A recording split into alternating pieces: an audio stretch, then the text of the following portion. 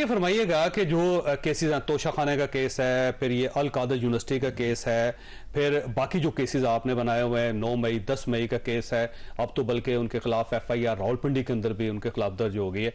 तो आपका ख्याल ये है कि आपकी गवर्नमेंट खत्म होने से पहले पहले, क्योंकि आपके पास सिर्फ 1 महीना बचा है, चेयरमैन PTI जेल के अंदर होंगे? ये तो इसका दारोमदार कानून के तकाजों पर है और कानून के अमल पे है। जैसे मैंने कहा कि हम किसी को अपनी मर्जी से या मंशा से जेल में नहीं डालना चाहते। अगर ये काम हमने करना होता, हम सब के पास इतनी लंबी तवील फहरिस्त है। इमरान खान ने जो हमसे ज्यादतियां की, हमने किसी इंतकामी बुनियाद पे कोई कार्रवाई नहीं की। आज अगर इमरान खान साहब कानून की गिरफ्त में है तो उसकी बुनियाद क्या है? उसकी बुनियाद वो अलकादे ट्रस्ट है कि जिसके हकायक मंजर आम पर आए और उसकी एक शफाफ तहकीकात हो रही हैं। और अगर उन तहकीकात के नतीजे में इमरान खान साहब ये साबित ना कर पाए कि उन्होंने क्यों कर, किस बुनियाद के ऊपर पाकिस्तानी कौम का 60 अरब रुपया एक प्राइवेट शख्स को प्लॉट्स और जेवरात के एवज उसका फायदा दिया है, तो यकीनन वो गिरफ्तार होंगे। अगर वो तोशा खाना केस में साबित नहीं कर सके कि जो उन्होंने बोगस और जाली रसीदें दी हैं वो किस बुनियाद पे दी हैं, और अगर उन्होंने साबित किया कि वो असली रसीदें थीं तो फिर वो साफ हो जाएंगे। लेकिन अगर वो बोगस रसीदें निकली तो फिर वो यकीनन उसके लिए अकाउंटेबल होंगे। लेकिन ऐसे देखें, आपकी गवर्नमेंट खत्म हो रही है, उसके बाद केयर टेकर गवर्नमेंट होगी, और अगर आप एक लेजिस्लेटिव गवर्नमेंट जो सारी सियासी जमातों की मदद से बनी है, PDM उसका हिस्सा है, अगर वो गवर्नमेंट गिरफ्तार नहीं कर सकी तो एक केयर टेकर गवर्नमेंट तो गिरफ्तार नहीं कर सकेगी, उसके पास मैंडेट ही नहीं होगा, इतनी ताकत ही नहीं होगी। तो फिर इसका मतलब ये हुआ कि ये सारा केस अगली गवर्नमेंट के पास जाएगा। देखिए, इमरान खान को गिरफ्तार करना हमारा मैंडेट नहीं था। हम जिस मैंडेट के लिए आए थे वो मुल्क की मईशत को बचाने के लिए आए थे, और मैं समझता हूं कि अल्हम्दुलिल्लाह उसमें हम कामयाब हुए हैं। अप्रैल 2022 में पूरी दुनिया में शर्तें लग रही थीं कि पाकिस्तान कितने हफ्तों में श्रीलंका बनेगा। आज जब जावेद चौधरी साहब हम जुलाई 2023 में बैठ के बात कर रहे हैं तो दुनिया के किसी मरकज में पाकिस्तान पे कोई ये शर्त नहीं लगा सकता कि पाकिस्तान डिफॉल्ट करेगा। हमने बड़ी मेहनत की है, बड़ी कुर्बानी भी दी है, और अल्हम्दुलिल्लाह ये कोई फख्र की बात नहीं है, लेकिन एक नॉर्मलसी की बात है कि we have come back to normalcy, जो IMF का एग्रीमेंट हुआ है। और अब इस बात का इम्कान है कि अगर हम मुल्क में पॉलिटिकल स्टेबिलिटी को बरकरार रखेंगे और अपनी इकोनॉमिक सिमत यही रखेंगे जो हमने तय की है, तो पाकिस्तान अगले 2-3 साल में रिबाउंड कर जाएगा, इंशाल्लाह अपने पैरों पर खड़ा हो जाएगा। लेकिन अगर हमने पाकिस्तान में पॉलिटिकल इंस्टेबिलिटी पैदा की, पाकिस्तान में पॉलिटिकल अनसर्टनिटी पैदा की, तो मैं समझता हूं कि ये बदतरीन दुश्मनी होगी पाकिस्तान के साथ, जिसने भी ये किया। अब हमें स्टेबिलिटी की जरूरत है, हमें पॉलिसीज में तसलसल की जरूरत है ताकि मुल्क को हम मुस्तहकम कर सकें। वैसे हो सकेगी स्टेबिलिटी, क्योंकि उसकी वजह यह है कि कुछ लोगों का ख्याल ये है कि शायद दुबई के अंदर कोई प्लान बना है जिसमें 15 साल की स्टेबिलिटी का है, कि एक इकोनॉमिक एजेंडा जो उसके ऊपर 15 साल जो है कोई गलती नहीं की जाएगी, और इसके बाद जो है अगली जो गवर्नमेंट्स हैं वो 5-5 साल पूरे करेगी, और इस किस्म का कोई प्लान डिस्कस हो रहा है। क्या वाकई ये प्लान हुआ है और वो मामला जो चलता रहेगा, या फिर दोबारा कोई 2017 या 2018? देखिए,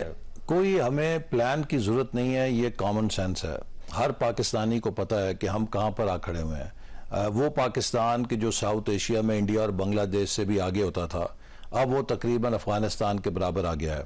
और इसकी बुनियादी वजह यह नहीं है कि हमारे पास पॉलिसी, हम देखें विजन 2025 हमने जो बनाया, बेहतरीन प्रोग्राम था। चीन के सदर ने उसका हवाला दिया अपनी आला तरीन मीटिंग्स के अंदर कि आपके पास बेहतरीन प्लान है, और हम उस पर अमल कर रहे थे। 2017 तक प्राइस वाटर हाउस कूपर ने कहा कि पाकिस्तान 2030 तक टॉप 20 इकोनॉमीज में आ जाएगा। हमने क्या किया? उसको डिस्टर्ब कर दिया। चलिए, हमें निकाला, उस प्लान को छोड़ दिया। आप कोई मुतबादिल ले आए, आप कोई और प्लान लाए। उस प्लान को भी छोड़ा, कोई मुतबादिल भी नहीं दिया, सिर्फ एक ही प्लान था, मैं नहीं छोड़ूंगा, मैं तुम्हें नहीं छोड़ूंगा, मैं तुम्हें नहीं छोड़ूंगा, तुम चोर हो, तुम डाकू हो। देखिए, चोर और डाकू से मुल्क तरक्की नहीं करते। मुल्क के लिए विजन चाहिए, मुल्क के लिए बसीरत चाहिए, मुल्क के लिए आपके पास समझ चाहिए कि मुल्क कैसे चलता है।